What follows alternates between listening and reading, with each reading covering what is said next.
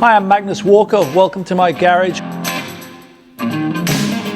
I always go with my gut feeling. If it feels right, I go ahead and do it. I've never been one of those guys that second guesses or asks other people, what do you think? People have always been updating or backdating Porsches because a lot of the parts are interchangeable.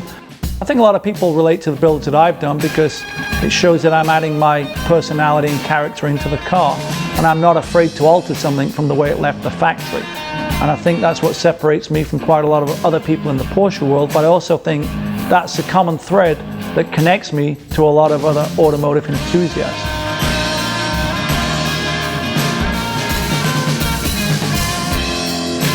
Now, growing up as a kid in England in the late 70s, early 80s, I watched a lot of American TV. Naturally, Evel Knievel was a big inspiration, but so too were Dukes of Hazzard and Starsky and Hutch and Chip. So that was sort of how my love affair with America, and especially LA, was born, was through watching American TV. That was probably also where my love affair with American muscle cars started. The color blocking, for example, I'm a big fan of flat black hoods. Well, a lot of vintage race cars from that area would have a flat black hood to basically reflect the sun glare off the dash when you were driving. So those are elements that I've sort of tweaked and been inspired by and incorporated into my build.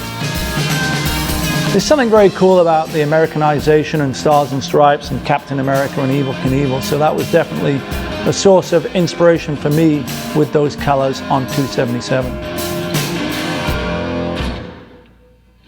People have been hot rodding cars since day one. I think in a sense some of the details that I'm building into my cars now are hot rod elements. The louvered deck lid is really a hot rod touch, you know, the louvered deck lids cropped up on cars in the 40s and 50s.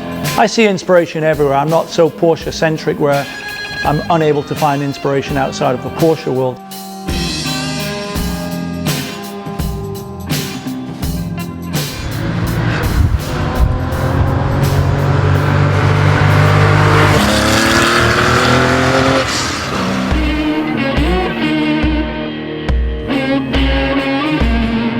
So I'd been featured in Speed Hunters a couple of times, and I was approached probably about a year ago initially about being in the Need for Speed game. One day I was here in the warehouse alone by myself, there was no one here, and I literally heard the gate sort of knocking over there.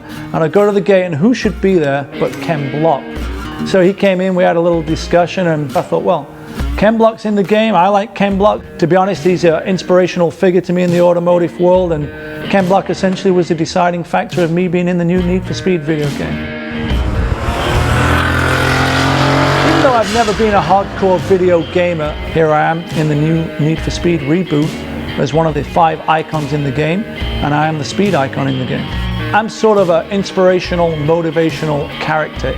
So for me it felt great to be, you know, in the company of Ken Block, Nakaya-san, the Risky Devil Dream Team, and Hiroshi from Tokyo, Japan.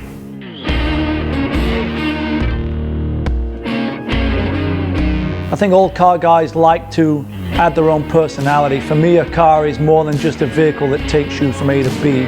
It's sort of an expression of what the owner is about. It's a common bond that unites all passionate car culture people together.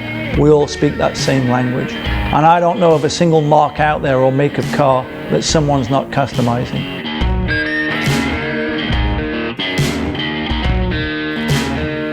To me, it's a true honor and a privilege to own the cars that I own in the garage. It represents to me personal freedom to be able to customize my own Porsches in my own way.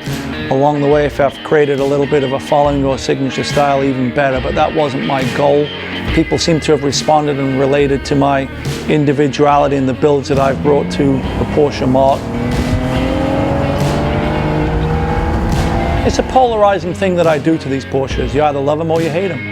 But ultimately, I build for myself in the real world, same as you guys will build in the virtual world in the new Need for Speed video game.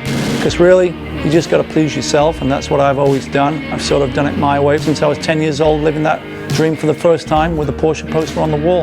I haven't changed. The hair may be a bit grayer, the beard may be a bit thinner, the hair may be a little bit longer, but inside, I'm still that 10-year-old with a love for Porsche and a love for customizing. And I don't think that's ever going to change. I'm no different to a lot of other people, a lot of other enthusiasts out there that modify their own cars, whether it's a Porsche or a Corvette, a Ford Mustang or a Subaru. We're all car guys and we all like to modify.